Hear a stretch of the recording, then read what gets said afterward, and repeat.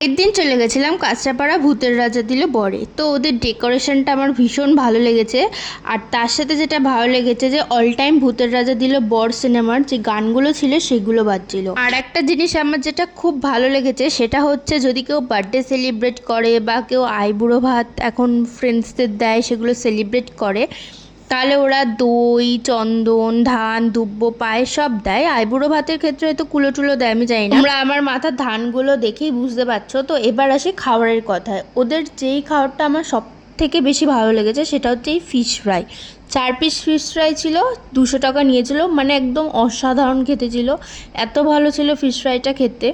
তো এরপরেই নিয়েছিলাম চিকেন রেশমি কাবাব, যেটা আমার একদমই ভালো লাগেনি। মানে এত মিষ্টি মিষ্টি রেশমি কাবাব আমি ফার্স্ট টাইম খেলাম। তো আমার রেশমি কাবাবটা ভালো লাগেনি। যদি কারোর মিষ্টি মিষ্টি খাওয়ার ভালো লাগে তো তারা এটা ট্রাই করতে পারো। তো এরপরে নিয়েছিলাম পোলাও আর মাটন ডাক বাংলো, যেটা হচ্ছে মানে সব থেকে বেস্ট কম্বিনেশন। তো এটা যথেষ্ট ভালো খেতে ছিল। মাংসটা রেয়াজি মাটন ছিল, যেটা আমার ভালো লাগে না, বাট অন্যদের ভালো লাগতেই পারে।